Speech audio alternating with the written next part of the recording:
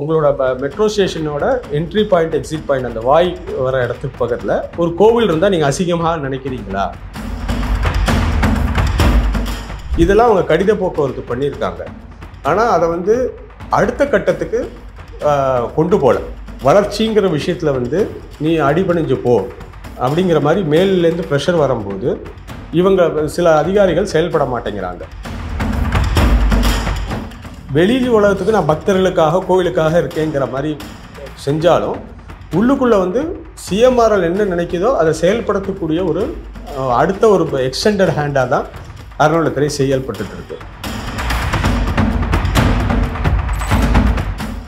இங்கே பட் ரோடில் பார்த்தீங்கன்னா ஒரு மசூதி இருக்குது. அங்கே போய் அந்த மசூதிக்காக காம்பவுண்டை டச் பண்ணாமல் லெஃப்ட் ஹேண்ட் எடுக்கிற மாதிரி இருக்குது. இதெல்லாம் பக்தர்கள் பார்த்துட்டு நம்மளுக்கு ஃபோட்டோ அனுப்புகிறாங்க.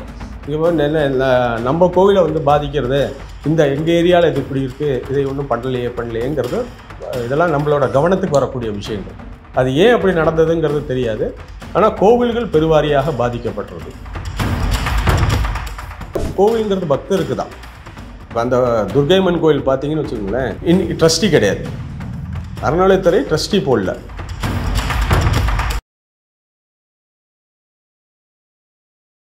இளைய பாரதம் நேயர்களுக்கு வணக்கம்.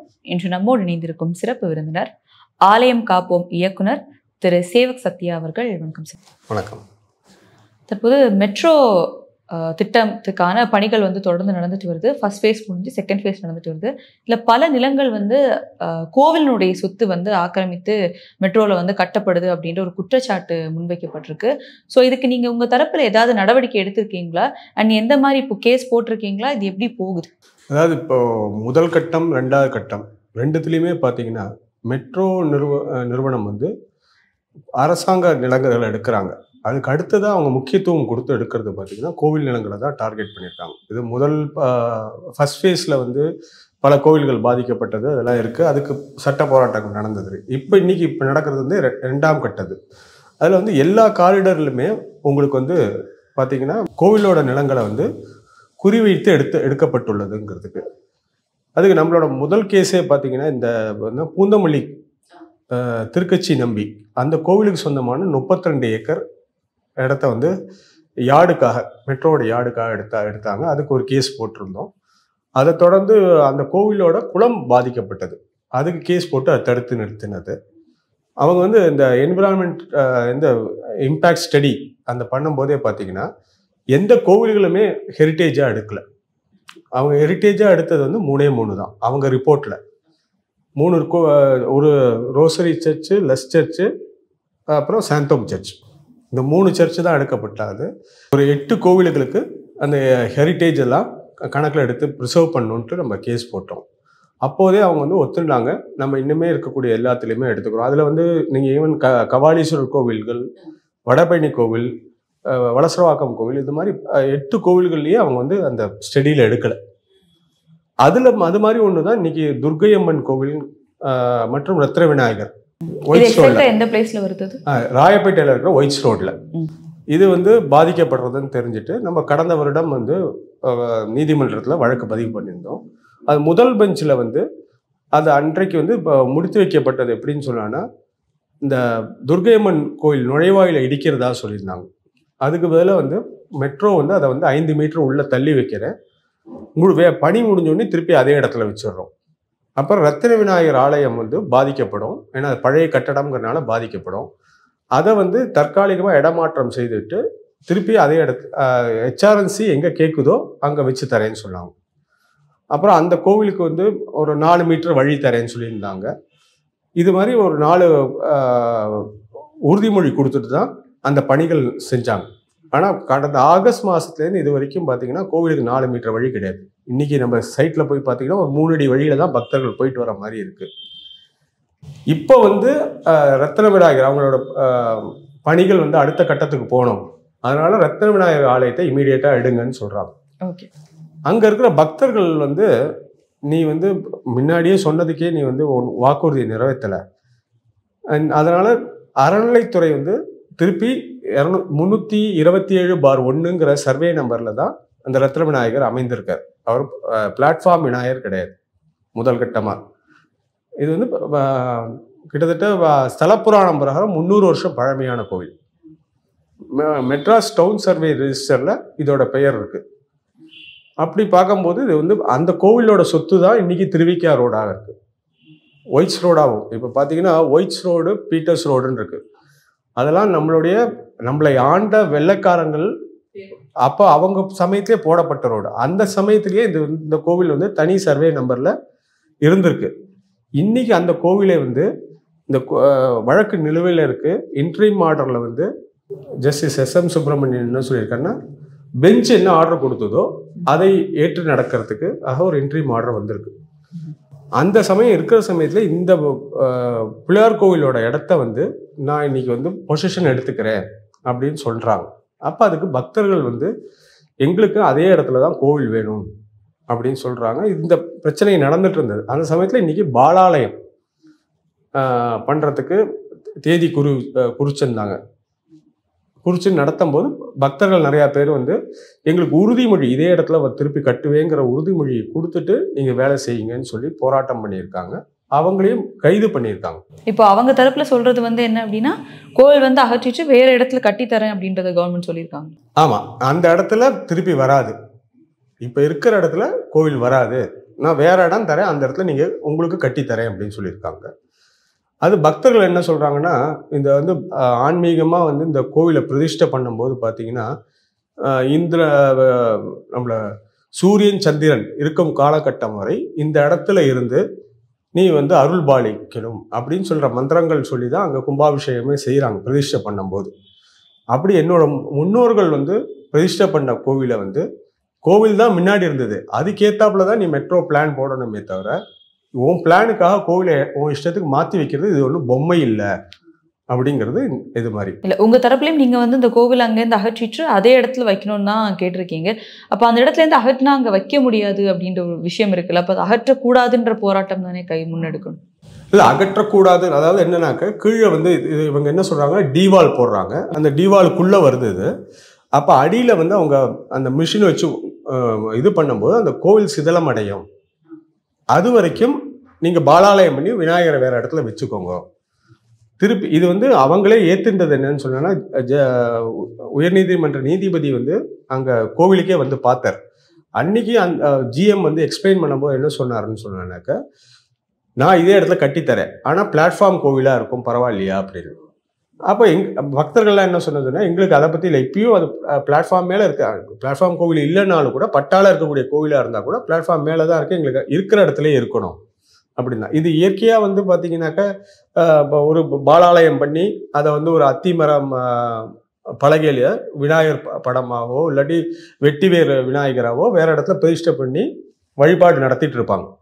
நிரந்தர கோவில் வரும்போது திருப்பி அந்த மூர்த்தியை வந்து அந்த இடத்துல ஸ்தாபனம் திருப்பி கும்பாபிஷேகம் பண்ணுறது தான் பழக்கம். ஸோ நீங்கள் சொல்கிறது அந்த வேலை நடக்கும் காலத்தில் வந்து அந்த கடவுளுடைய பிரதிஷ்டையை எடுத்து வச்சுட்டு மறுபடியும் அந்த இடத்துல வைக்கணுன்றது, அவங்க வேலை பார்க்கணும் போது எடுத்துட்டு வேற இடத்துல மாற்றி தருவோம். அவங்க இன்னைக்கு சொன்னது வந்து அங்கே வச்சு தரோம், இன்னைக்கு மாற்றி பேசுகிறாங்க. அவங்க என்ன சொல்கிறாங்கன்னா, அந்த இடத்துல என்ட்ரி அண்ட் எக்ஸிட் பாயிண்ட் வருது அப்படின்ட்டு. ஆனால் இதில் வந்து கோர்ட்டில் என்ன ஒத்தின்னு இருக்காங்கன்னா, ஒரு பாயிண்ட் வந்து entry and exit point will be moved from temple அப்படின்னு போட்டிருக்காங்க.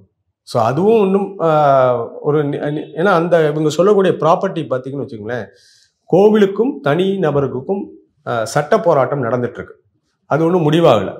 அதில் தான் இவங்க வந்து என்ட்ரி அண்ட் எக்ஸிட் பாயிண்ட், சரி என்ட்ரி அண்ட் எக்ஸிட் பாயிண்ட் அது மேலே அதுக்குள்ளே வந்தாலும் கூட அந்த என்ட்ரி அண்ட் எக்ஸிட் பாயிண்ட்டுக்கு முன்னாடி ஒரு கோவில் இருக்கிறது அவங்க அசிங்கமாக கருதுறாங்க. அப்படிதான் பக்தர் என்ன கேட்குறாங்க, எல்லா பக்தர்களோட பார்வை என்னன்னா, ஏன் உங்களோட மெட்ரோ ஸ்டேஷனோட என்ட்ரி பாயிண்ட் எக்ஸிட் பாயிண்ட் அந்த வாய் வர இடத்துக்கு பக்கத்தில் ஒரு கோவில் இருந்தால் நீங்கள் அசிங்கமாக நினைக்கிறீங்களா? ஏன்னா இது தனி சர்வே நம்பர், நீங்கள் அதை பார்த்தீங்கன்னா அந்த ஃபோட்டோவை பார்த்தீங்கன்னாக்கா ரொம்ப தெளிவாக தெரியும். அந்த இவங்க என்ட்ரி எக்ஸிட் பாயிண்ட் முடிஞ்சு ரோட்டில் தான் இந்த விநாயகர் இருக்கார், அவர் பட்டா இடத்துல இருக்கார். அவ குறியாக இதை வந்து ஒரு மூலையில் கொண்டு போய் வைக்கிறதுக்கு முயற்சி பண்ணுறாங்க. இவங்க என்ன சொல்கிறாங்க, அந்த என்ட்ரி அண்ட் எக்ஸிட் பாயிண்ட்டு அதை சுற்றி பார்க்கிங் ஏரியா, அந்த பார்க்கிங் ஏரியாவில் ஒரு மூலையாக அந்த விநாயகரை கொண்டு போய் நிரந்தரமாக மாற்றணும்னு நினைச்சு முயற்சிகள் நடத்துகிறாங்க. உங்கள் சைடில் நீங்கள் இந்த முயற்சி பண்ணும்போது அறநிலை தரப்பில் வந்து அறநிலை தரப்பான அந்த கவர்மெண்ட் இருக்கு இல்லையா, ஃபுல் ஆஃப் கவர்மெண்ட்னாலும் அறநிலை துறையில் அந்த அதிகாரிகள் வந்து என்ன நடவடிக்கை எடுக்கிறாங்க? அறநிலைத்துறை அதிகாரிகள் இந்த கோவில் அதே இடத்துல வரணும்னு ஒரு கேள்வி கேட்டிருக்காங்க. கோரிக்கை வச்சுருக்காங்க சிஎம்ஆர்எல்ல. அதே மாதிரி இந்த ஒரு 328/1-2ன்னு சொல்லக்கூடிய இந்த பிரச்சனைக்குள்ள இடம் 2 அறநிலைத்துறைக்கும் தனியாருக்கும் உள்ள அந்த இடத்த திருப்பி நீங்கள் கோவில்கிட்ட ஒப்படைக்கணும்னு கேட்டிருக்காங்க. இதெல்லாம் அவங்க கடித போக்குவரத்து பண்ணியிருக்காங்க. ஆனால் அதை வந்து அடுத்த கட்டத்துக்கு கொண்டு போகல. இதில் சில விஷயங்கள் பார்த்தோன்னா இன்றைக்கி ஒரு தெள்ள தெளிவாக ஒரு விஷயம், இது வந்து ரெண்டுமே அரசாங்க கட்டுப்பாடில் இருக்கக்கூடியது. வளர்ச்சிங்கிற விஷயத்தில் வந்து நீ அடிபணிஞ்சு போ அப்படிங்கிற மாதிரி மேலிலேருந்து ப்ரெஷர் வரும்போது இவங்க சில அதிகாரிகள் செயல்பட மாட்டேங்கிறாங்க. இதில் வந்து இன்னைக்கு அந்த அரெஸ்ட் நடந்த விஷயமே பார்த்தீங்கன்னா நம்ம கேள்விப்பட்ட வரைக்கும், ஏன்னா நம்மக்கிட்ட சிஎம்ஆராலும் சரி அறநிலைத்துறையும் சரி பக்தர்களும் ஆலயம் காப்போமா நம்ம வந்து கேஸ் போட்டிருந்தா கூட எந்த கடித போக்குவரத்துலையும் நம்ம பேர் இருக்காது. அவங்களுக்குள்ள மட்டுமே பேசிப்பாங்க. ரைட்டுங்களா? இன்னைக்கு 29ஆம் தேதி போலீஸ்க்கு வந்து அவங்க லெட்டர் அனுப்பிச்சிருக்காங்க சிஎம்ஆர். அது மாதிரி 5ஆம் தேதி இன்னைக்கு பாலாலயம் பண்ண போகிறோம், 16ஆம் தேதி பாலாலயத்துக்கு பூமி பூஜை பண்ண போகிறோம், 16ஆம் தேதி பாலாலயம் செய்ய போகிறோம். இதுக்கு நீங்கள் போதிய பாதுகாப்பு அளிக்க வேண்டும் அப்படின்னு கேட்குறாங்க. இதில் முதல் கேள்வி, பாலாலயம்ங்கிறது வந்து அறநிலைத்துறை சம்மந்தப்பட்டது. சிஎம்ஆர்எலுக்கும் பாலாலயத்துக்கும் சம்மந்தம் கிடையாது. சிஎம்ஆர்எலோட பணி என்னன்னாக்கா அந்த இடத்த அவனுக்கு கிளியர் பண்ணி எனக்கு வேலை செய்யக்கூடுன்னு கேட்கறது மட்டும்தான் அவரோட வேலை. அவன் அறநிலைத்துறையிட்ட தான் கேட்கணும். அவன் போலீஸ்க்கு சொல்கிறாங்க. போலீஸ்க்கு மேல் லெவல்லேருந்து ப்ரெஷர் வருது. போலீஸ் வந்து அவங்க சொல் பேச்சு கேட்டு நடக்கிறாங்க. உண்மையாக சொன்னேன்னா அறநிலைத்துறை நான் பாலாலயம் பண்ணுறேன், இதுக்கு வந்து எந்த இடையூறும் இல்லாமல் நீ எனக்கு வந்து போலீஸ் ப்ரொடெக்ஷன் கேளுங்கிறது தான் பண்ணணும். ஆனால் இவங்க 2 பேருமே பார்த்தீங்கன்னா ஹேண்ட் இன் க்ளோவ். வெளி உலகத்துக்கு நான் பக்தர்களுக்காக கோவிலுக்காக இருக்கேங்கிற மாதிரி செஞ்சாலும் உள்ளுக்குள்ளே வந்து சிஎம்ஆர்எல் என்ன நினைக்குதோ அதை செயல்படுத்தக்கூடிய ஒரு அடுத்த ஒரு எக்ஸ்டெண்டட் ஹேண்டாக தான் அறநிலைத்துறை செயல்பட்டு இருக்கு. நீங்கள் சொல்லியிருந்தீங்க ஃபர்ஸ்ட் ஃபேஸ்லேயே வந்து அந்த மாதிரியான சில இடங்கள் வந்து இருந்தது அப்படின்னு. ஸோ அதுக்கு நீங்கள் கேஸ் போட்டு அது திரும்ப வந்து சரி பண்ணப்பட்டுதா இல்லை அதுலேயும் வந்து மெட்ரோ அதுலேயும் நிறையா இதில் குளறுபடிகள் இருக்குன்னு வச்சுக்கலாம். ஒரு உதாரணத்துக்கு வந்து ஒரு எக்மோரில் இருக்கக்கூடிய கோவிலோட நிலத்தை வந்து எடுத்தாங்க ஸ்டேஷனுக்காக. அது பார்த்தீங்கன்னு வச்சுக்கோங்களேன், ஸ்டேஷன் திறந்து முடிச்சிருக்கு அப்புறமா அதுக்குள்ளே அட்வர்டைஸ்மெண்ட் வருது. அதுக்கப்புறம் ஒரு இதில் நெற்குன்றத்தோட ஒரு குளத்தோட இடத்தையும் வந்து கையகப்படுத்தினாங்க, மூடிட்டாங்க. ஆனால் இன்னைக்கு அது என்ன இருக்குன்னு சொன்னா சிஎம்ஆர்எலோட டம்ப் யார்டாக இருக்கு. இது மாதிரி எல்லா இடத்துலையும் நிறையா. இப்போ இங்கே இருக்கிற நம்ம அசோக் நகரோட சிவன் கோவில் பார்த்தீங்கன்னாக்கா இப்போ என்ன பண்ணுறாங்களோ அதே மாதிரி தான் இது ரொம்ப பழமையான கோவில். இந்த கோவிலை மட்டுமே அழிச்சிட்டு தான் அந்த வழித்தடம் அமைக்கிறதா இருந்தது. அப்புறம் மக்கள் போராட்டம், பல பேர் கேஸ் போட்டு எல்லாம் பண்ணுறதுக்கு அப்புறமா கோவிலை மட்டும் விட்டுட்டு மற்ற எல்லாத்தையும் அவங்க எடுத்துட்டாங்க. அந்த கோவில் மொத்தமும் குறுகி போச்சு. இது இப்போ இங்கே மட்டும் இல்லை, அடுத்தது இதோட எக்ஸ்டென்ஷன் பார்த்தீங்கன்னா மதுரை மற்றும் கோயம்புத்தூர்ல வரப்போகுதா சொல்றாங்க. இதுல வந்து கோவில்கள் மட்டும்தான் இது பண்ணப்பட்டிருக்கா, எந்த சர்ச்சஸ் வேற எது மேலேயும் இது பண்ணப்படலை? பெருவாரியாக எங்கேயும் நம்மளோட பார்வைக்கு வந்த வரைக்கும் பார்த்தீங்கன்னா எங்கேயும் பாதிக்கப்படல. 1-2 இப்போ நுங்கம்பாக்கம் ஹைரோட்ல அந்த சர்ச்சுக்கு முன்னாடி பார்த்தீங்கன்னாக்கா ஒரு சின்ன இடம் போன மாதிரி இருக்கு. அதே அந்த மேரி மாதா இருக்கக்கூடிய அந்த ஸ்ட்ரக்சர் அப்படியே தான் இருக்கு. செட்பட்டில் பார்த்தீங்கன்னாக்கா ஒரு மசூதி இருக்கு.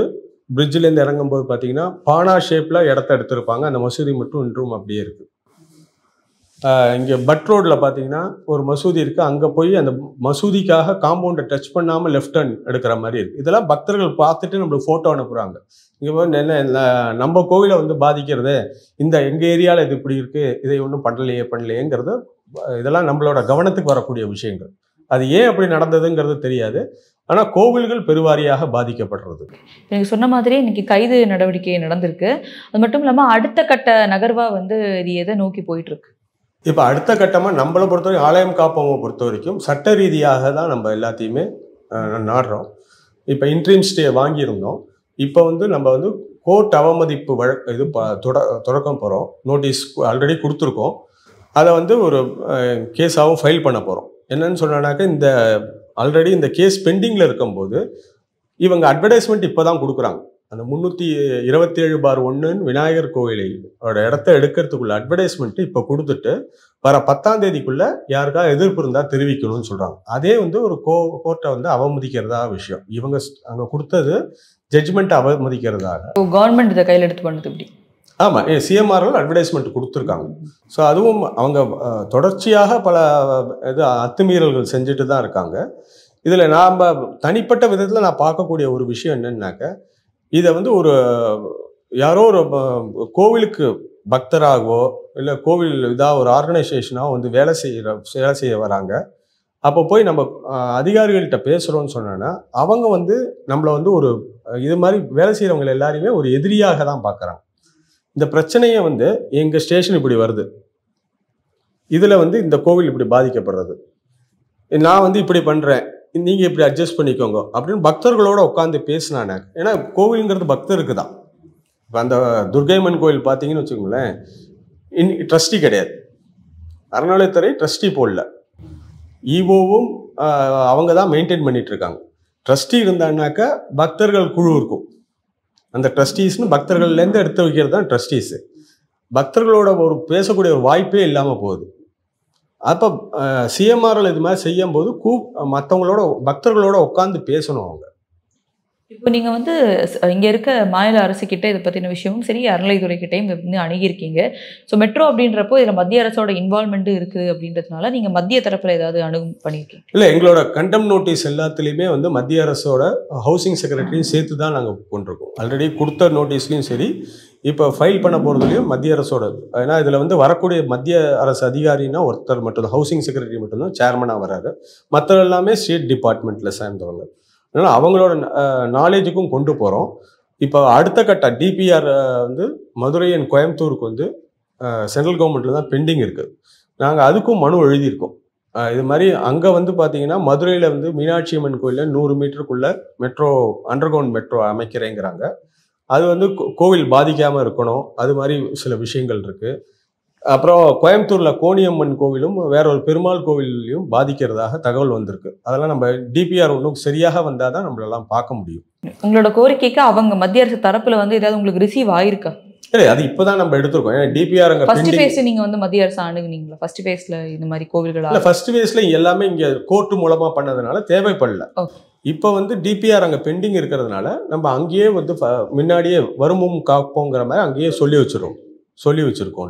நம்மளோட கடித போக்குவரத்து பண்ணியிருக்கோம்.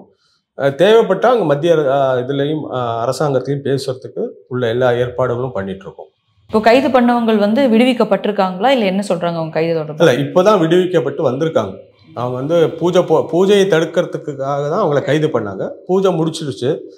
அப்போ அதனால் இந்த சாயந்தரமாக ஒரு மணி நேரம் முன்னாடி அவங்களெல்லாம் விடுதலை செஞ்சுருக்காங்க.